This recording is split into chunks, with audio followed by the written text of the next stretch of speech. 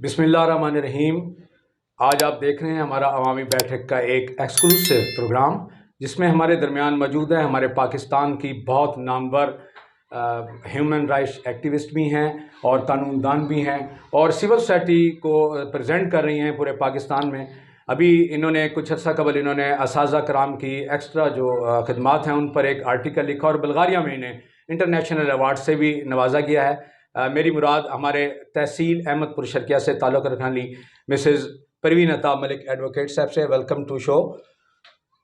بہت شکریہ شیخ صاحب، بہت شکریہ، جزاک اللہ، آپ نے ہمیں اس پروگرام میں انوائٹ کیا، اور اپنے ناظرین اور سامعین کو میری طرف سے السلام علیکم۔ اور ناظرین، ہم ان سے بات کریں گے ہیومن رائٹس کے حوالے سے، سول سوسائٹی کے کاموں کے، اور اسپیشلی جو ان کی کام ہے ان کا فیلڈ کے حوالے سے۔ انہوں نے بہت ساری صعوبتیں بھی برداشت کی، انہوں نے حق کے لیے لڑی بھی صحیح، ان کے پاس قاتلانہ حملے بھی ہوئے ہیں، اور پھر بھی انہوں نے حق کا ساتھ نہیں چھوڑا ہے، اور آج ان کا نام بھاولپور ڈویژن کے بہت بڑے قانون دانوں میں کیا جاتا ہے۔ ہیومن رائٹس کے حوالے سے ان کے کام میں انہوں نے سول سوسائٹی نیٹ ورک ضلع بھاولپور کی نمائندگی کی ہے۔ تو ہم ان سے پہلے جانیں گے کہ آپ کو کیسے شوق پیدا ہوا کہ آپ وہ شریف سے وکالت میں آئیں، اور وکالت سے پھر اتنی بڑے اپنے کام کیے ہیومن رائٹس کے حوالے سے۔ شیخ صاحب، ہوا یوں کہ بچپن میں ہم لوگ نا ایسے ایک ٹی وی پہ چینل پہ ایک ڈرامہ آتا تھا فرد جرم، تو میرے والد صاحب اکثر دیکھ کے کہتے تھے کہ میں نے اپنی بیٹی کو نا وکیل بنانا ہے۔ اب جب میں میٹرک تک آئی تو ہمارے ایریے میں اس طرح کے معاملات تھے کہ بچیوں کی تعلیم پہ پابندی لگ گئی، تو مجھ پہ بھی پابندی لگ گئی، لیکن میرے اندر کا ایک جنون تھا، ایک شوق تھا کہ نہیں، میں نے آگے پڑھنا ہے، اور ویسے بھی جب انسان ہمت کرتا ہے تو تقدیر اس کا ساتھ دیتی ہے۔ تو میں جو مجھے گھر سے جو پیسے ملتے تھے 1-1 روپیہ، تو میں نے ایک مٹی کی گولک لی ہوئی تھی، اس میں ڈالتی رہی نا۔ 2 سال میں نے پیسے اکٹھے کیے۔ ان دنوں میرے بھائی کالج جاتے تھے تو میں ان کی بکس اٹھا کے پڑھا کرتی تھی۔ تو جب ان کے ایگزام کے لیے جب وہ ایڈمیشن فیس پے کرے، تو وہ میں نے اپنا وہ جو مٹی کی گولک تھی اس کو میں نے توڑا، اور اس میں سے پیسے نکال کے اپنے بھائی کو دیے کہ میرا بھی ایڈمیشن بھیج دے۔ تو اس نے کہا یہاں تو منع کیا گیا ہے، ابو تو نہیں مانیں گے۔ میں نے کہا نہیں، میں نے چوری ایگزام دینا ہے۔ اب میرے بھائی، جس دن ہمارا پیپر ہوتا تھا، ہم بک کو ہاف کرتے، آدھی میرا بھائی رکھتا، آدھی میں۔ تو یوں جو ہے نا سلسلہ چوری چپ کے میں نے FA کیا، BA کیا، اور جب BA کے بعد پھر میں نے MA کر لیا۔ کسی کو کوئی پتہ نہیں، صرف میں اور میرا بھائی جانتے تھے۔ تو ان دنوں نا پھر ایک تھوڑی سی ہمت آ گئی کہ نہیں جی، اب میں نے لا بھی کرنا ہے۔ تو میرے بھائی نے میرا ایڈمیشن پہ وہ اپلائی کر دیا اسلامی یونیورسٹی میں۔ تو جس دن میری کلاس تھی اور میں نے جانا تھا، تو اب ہم کیسے اپنے والد صاحب کو بتاتے کہ میں نے LLB میں ایڈمیشن لیا ہے تو میں وہاں جانا چاہتی ہوں۔ تو لیکن میرے بھائی نے کہا آپ نے کلاس تو لینی ہے۔ تو میں نے اپنے والد صاحب کو کہا کہ میں نے LLB کرنے کے لیے یونیورسٹی جانا ہے۔ تو میرے والد صاحب نے کہا نہیں، میری امی بالکل نہیں مانیں گی، نہ میرے بھائی مانیں گے، آپ نہیں جا سکتے۔ تو میں نے کہا ایسا کرتے ہیں، ہم رات بھر میں اللہ سے دعا کرتی ہوں، آپ جو ہے نا میری دعا کے نتیجے میں جو بھی ہوا فیصلہ، یا تو صبح تک میں اپنے دل سے نکال دوں گی کہ میں نے LLB کرنا ہے، یا پھر صبح آپ مجھے خود اجازت دیں گے کہ میں یونیورسٹی جاؤں۔ رات بھر میں، وہ مجھے یاد ہے، وہ 2005 کی وہ 8 اکتوبر کی رات، کہ میں وہ ساری رات جو ہے نا وہ میں کوریڈور میں کھڑے ہو کے رو رو کے رب سے دعا مانگتی رہی کہ یا اللہ، یا تو مجھے لائر بنا دے، یا پھر مجھے جو ہے نا یہاں سے میرے دل سے یہ بات نکال دے۔ صبح تک اس وقت دیکھیں ماں باپ تو نہیں دیکھ سکتے، میرے ابو 3-4 دفعہ رات کو آئے، تو اس نے کہا، میں اپنے ابو کو کہا، میں نے کہا ملک صاحب آپ بیٹھ جائیں، میرا اور رب کا معاملہ ہے۔ تو صبح جب تہجد کی نماز کے وقت اٹھے اور دعا کی، تو میں نے نا صبح نماز پڑھ کے اپنا بیگ تیار کیا، تو میرے ابو نے کہا کہاں چلی ہیں؟ میں نے کہا ابو اب آپ جائیں اپنی امی کے پاس، آپ کی امی مجھے اجازت دے دیں گی کہ میں یونیورسٹی جاؤں۔ تو میری دادی نے کہا لڑکیاں تو گھر سے بھاگ جاتی ہیں جو یونیورسٹی جاتی ہیں۔ تو میں نے کہا، تو میرے ابو نے کہا نہیں، وہ بھاگے گی نہیں، کیونکہ اس کا مقصد اور ہے۔ تو جس دن میں لا کے لیے جا رہی تھی، تو میرے والد صاحب نے کہا کہ تم جس مقصد کے لیے جا رہی ہو، میرا سر کبھی نہ جھکے۔ تو یقین کریں، میں نے لڑکیوں کے لیے دروازے کھولے ہیں، میں نے دروازے بند نہیں کیے۔ یہ تو آپ نے بہت اچھا کیا۔ اور شریف ایک ہسٹوریکل علاقہ ہے جہاں سے آپ کا تعلق ہے، اور وہاں پر بڑا فیوڈلزم کا دور ہے۔ کہاں بڑے بڑے فیوڈلز، بڑے بڑے لارڈز، بڑے بڑے وہاں پر گدی نشین، اور کہاں ایک معصوم سی لڑکی، اور آپ پر اس سلسلے میں تاریخ ہے کہ آپ پہ قاتلانہ حملہ بھی ہوئے ہیں، اور ان سروس آپ کے کورٹ میں آپ کے ساتھ بھی مس بہیو بھی ہوا ہے، اور اس کے کچھ مقدمات بھی درج ہوئے ہیں۔ اس سلسلے میں پھر بھی آپ نے رائٹس کے حوالے سے کام نہیں چھوڑا، تو اسپیشلی وومن رائٹس کے حوالے سے آپ کچھ کہنا چاہیں گے؟ شیخ صاحب، جو اپنا مقصد رکھتے ہیں، جو اللہ پر یقین رکھتے ہیں، اس کی زندگی موت پہ یقین رکھتے ہیں کہ ایک وقت مقرر ہے، وہ پھر کبھی بھی پیچھے نہیں ہٹتے. تو مجھے پتہ ہے میری عزت ذلت، میری موت، زندگی میرے رب کے پاس ہے وہ دن. تو میں کیسے کسی عام انسان سے ڈروں؟ میں کیسے نہ ظلم کے خلاف آواز اٹھاؤں؟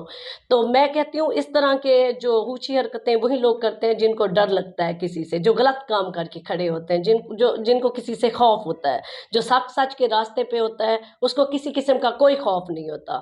اور جہاں تک خواتین کی رائٹس کی بات ہے، تو میں جس دن میرا LLB کا رزلٹ آیا، میرے والد صاحب کی ڈیتھ اس دن ہو گئی. لیکن ان کے فوت ہونے سے پہلے انہوں نے مجھے ایک وصیت کی تھی کہ اس وقت ہمیں سمجھ نہیں آ رہا تھا اس کی وہ نصیحت، میں اس کو وصیت بھی سمجھتی ہوں کہ بیٹا جب تمہارے پاس کوئی روتا ہوا ہے اور وہ مظلوم ہو، پھر تم نے پیچھے نہیں ہٹنا، پھر اس کے لیے کھڑے ہونا ہے، اور اس کا معاملہ رب پھر آپ کا ہاتھ پکڑ لے گا، اور رب آپ کو اس راستے میں رب ہی آپ کا ساتھ دے گا. تو یقین کریں اس کے بعد جب مجھ پہ بھی پرابلم ہے تو میں نے یہ نہیں دیکھا کہ میرے ساتھ پرابلم، میں نے یہ دیکھا کہ اللہ تعالیٰ نے مجھے اس کام کے لیے چنا ہے.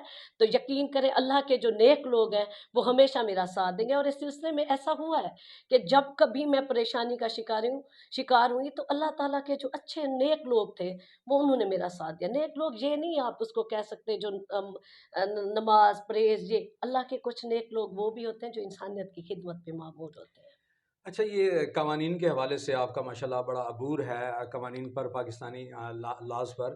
تو ہمارا جو موجودہ عدالتی نظام ہے اس میں آپ کیا دیکھتی ہیں کہ اس کی بہتری کے لیے بطور ممبر ماشاءاللہ آپ ہائی کورٹ بار ایسوسیشن کی ایگزیکٹو کونسل کی ممبر بھی منتخب ہوئی ہیں، اس میں کیسے سدھار پیدا کیا جا سکتا ہے؟ شیخ صاحب، اصل میں یہ جو ہمارا قانون ہے نا، ہمارے ہاں پیچیدگیاں اتنی زیادہ ہیں کہ ہم اسمبلی میں ایسے لوگوں کو چن کے بھیجتے ہیں جن کو قانون کا الف بے کا پتہ نہیں ہے. قانون سازی کرنے والے وہی گھسے پٹے قانون جو انگریزوں کا دیا ہوا ہمیں قانون تھا، اسی میں تھوڑی بہت امینڈمنٹ کر کے ہم لوگ چلا رہے ہیں. تو ہمارے ہاں جو ہے سب سے بڑی یہ چیز ہے، قانون کے یہ بھی قانون موجود ہے لیکن اس کی امپلیمنٹیشن جو ہے وہ بہت مشکل ہو رہی ہے. اور دوسری بات یہ کہ ہم لوگ ہمارے ادارے اتنے کھوکھلے ہو چکے ہیں کہ وہ امپلیمنٹ کروانے سے بھی مشکل کا وہ ہے، ان کے لیے مشکلات پیش آ رہی ہیں، امپلیمنٹ نہیں ہو رہی. تو یہ جو انصاف کی فراہمی میں رکاوٹ پیدا ہو رہی ہے، اس میں دیری ہو رہی ہے، اس میں کیا سمجھتے ہیں کہ اس میں کوئی وکلا برادری کا بھی کوئی ہاتھ ہے؟ دیکھیں جی، آپ یہ نہیں کہہ سکتے، ہر جگہ کے اپنے ایک ایشوز ہوتے ہیں، مسائل ہوتے ہیں. سم ٹائم ایسا ہوتا ہے کہ کیسز لمبے ہونے کی وجہ سے پارٹیز آپس میں صلح کر لیتی ہیں. جیسا کہ میں نے پہلے کہا کہ اس طرح کے مختلف کیٹیگریز ہیں. جیسے ایک فیملی میٹر ہے، اگر وہ لمبا ہو جاتا ہے تو بعض دفعہ جو گھر ٹوٹ رہے ہوتے ہیں وہ آباد ہو جاتے ہیں، دونوں پارٹیز تھک جاتی ہیں، کورٹ آ کے آخر میں صلح کر لیتی ہیں. اور جہاں تک آپ کرمنل کیسز کے حوالے سے دیکھتے ہیں تو کرمنل کیسز میں جہاں آپ وکلا کو اس کا بلیم نہیں کر سکتے، ہمارے پاس قانون ایسا ہے، ہم اسی کو دیکھتے ہیں. اس میں پولیس کا بھی بڑا ہاتھ ہوتا ہے، ان کی انویسٹیگیشن اتنی ٹھیک نہیں ہوتی کیونکہ ہمارے وہی آ جاتے کہ ہمارے ملک کا قانون اتنا وہ سخت نہیں ہے. میں سمجھتی ہوں سخت نہیں ہے. آپ کے ساتھ جو کچھ ہوتا ہے، آپ کے معمولی دفعات ہوتے ہیں، رہی صحیح کسر آپ کی پولیس انویسٹیگیشن میں اس کو ختم کر دیا جاتا ہے. تو بیچارے وکیل کیا کریں؟ تو اس نظام کو تبدیل کرنے کے لیے آپ کیا سجیسٹ کریں گی؟ دیکھیں جی، میں یہی سجیسٹ کروں گی کہ جو قانون سازی ہونی چاہیے، اور جتنی ریسرچ ہو رہی ہے اس کو امپلیمنٹ کرنا چاہیے، نئی چیزیں سامنے آئیں، اور حالات و واقعات کے مطابق قانون کی گرفت ہونی چاہیے.